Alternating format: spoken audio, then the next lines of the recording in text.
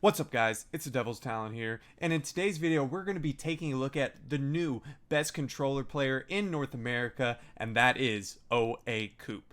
This past week has been insane for Coop. He won solo FNCS, netting $50,000, and then followed it up by winning DreamHack Finals for another $10,000, and the best part about it is he's on controller in a season where controller has definitely been overshadowed.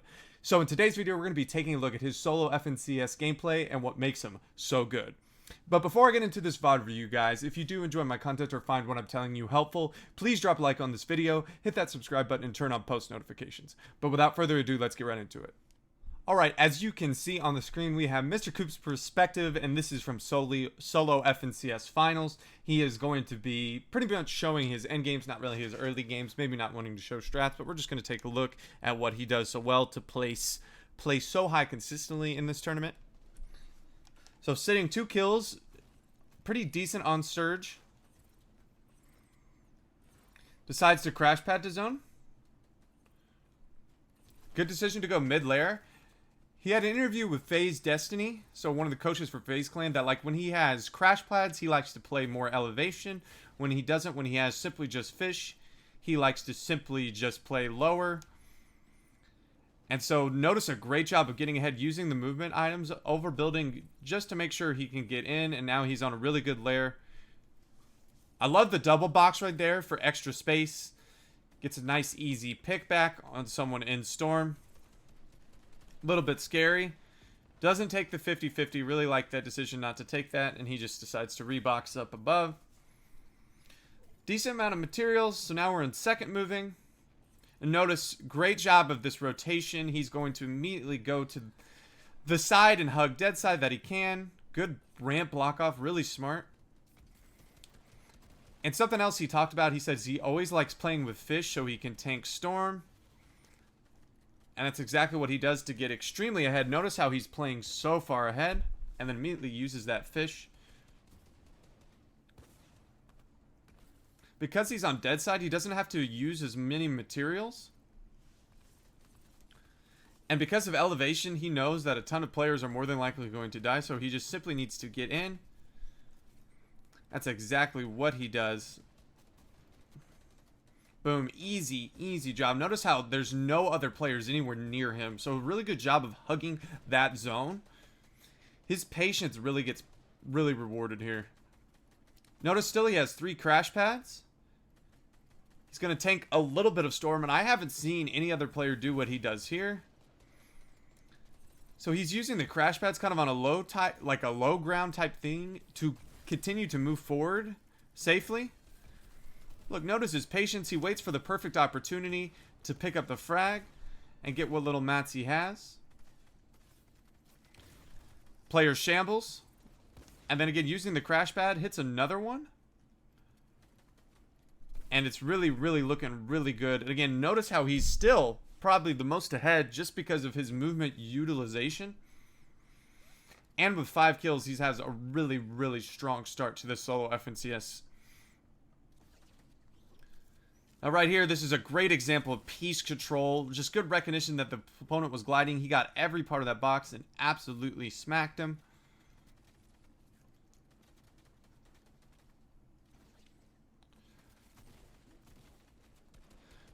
So he tied right here. He could have used what little mats to try and get away, but killed by another controller player, Illis. But GG's really good first game. 18 points. Currently going into second. And recycling a pad. Notice how he doesn't have a ton of material, but again, fish. Notice again how I talked about. He loves tanking Storm to make sure he's safe and ahead. That's exactly what he does. And being ahead, he allows to save mats.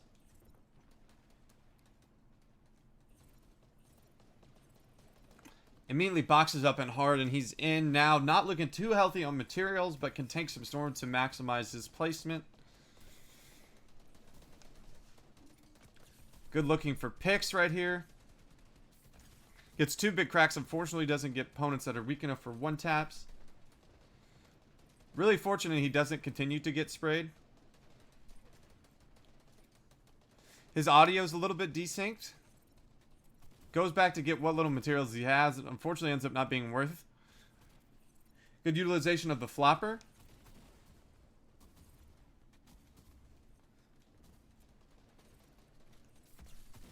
Good. His patience just pays off right there. Another kill. And he's sitting with no materials on low. This is a very scary situation. But he ends up getting a kill from one of the players he cracks. Boom. Gets AJ right there and gets taken out. Not much you can do. He maximized everything he had. He used all his floppers and all of his mats. So again, a solid game and a solid start with the kills and placement. Looks like first moving, and he only has wood. Only chug splashes this time to play around with.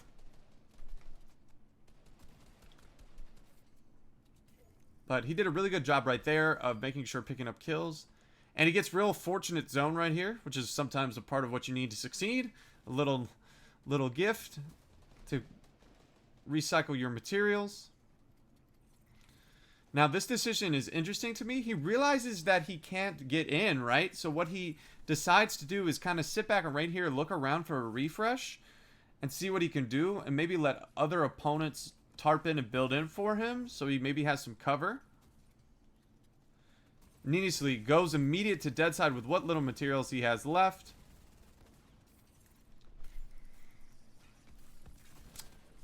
So one build. His patience really paying off here. His patience and rotate, and he gets 2 crash pads to get right in.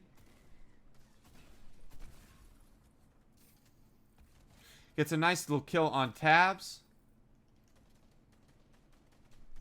And again, gets another decently fortunate zone. I love the decision to layer switch right there. Get out of that super congested low ground and maybe get into an area where he can recycle builds. Because he's no mats, but he's playing this extremely well. Just maximizing his placement. Notice how he just waits to the back of zone, and then looks for an opportunity for impact. Boom, gets one right there on AJ again. Doesn't get a lot of materials out of it. Tanks Storm and then recycles a crash pad to get the most ahead. Look at this mat awareness right here. 2 builds. That's such good mat awareness to realize, hey, I can put myself in a cone if need be.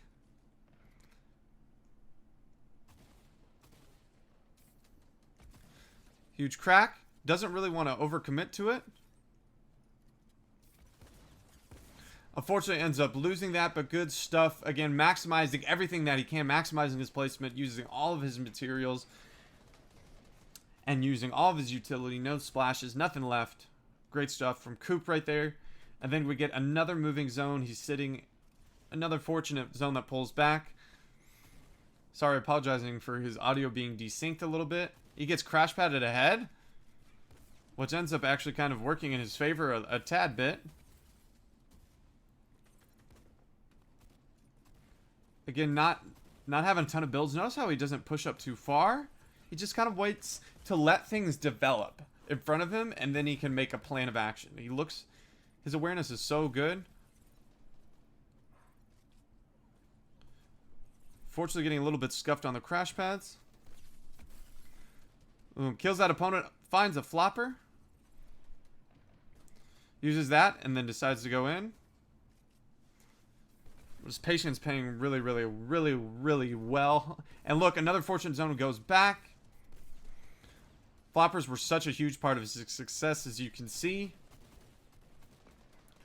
He has a little bit of materials, but he has all of these old builds to just kind of slowly finesse through. And then you're going to see this again. He's going to sit here and wait for an opportunity for a pick.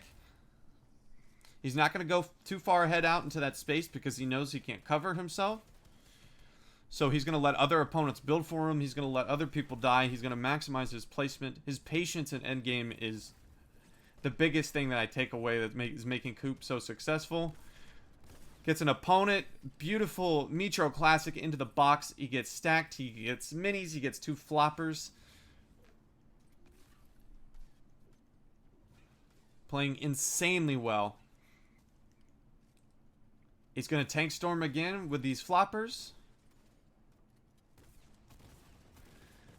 This move it right here is like they're in a phone booth together, but that guy Zoloff couldn't hit him if he tried. Unfortunately, gets hit with an RPG. Good decision to take the flopper. Drops down to ultimate low. Unfortunately, there's a kid in the water that knocks him down, but really insane job from Coop. So the thing we're going to talk about, he ends up playing 6 matches, having an insane average placement of 16, which in the finals is absolutely nuts. He just played absolutely so good in these late games. And the one thing I want to talk about is just patience. He maximized every opportunity that he had, because when he would get as far as head, he did get some favorable zones, sure, but even he would kind of get his head as far as his mats would let him, and then he'd wait, let the rest of the field develop in front of him, and then see what pickups he could make by coming from behind people, because people are worried about rotating. So he's like, I can get in, maybe get a refresher. I'm going to look for this pick or this opportunity to get what little mats I have. And then the flopper is so huge and good. Just going for those impacts and late were so good. It would just give him just a little bit enough mats. He never really got a gigantic, humongous 400, 300 refresh, but he was playing his layer so good. His patience. The main thing I took away from Coop is his patience in endgame, going for those picks in those late moving zones was flawless. It was flawless. He just played it so well.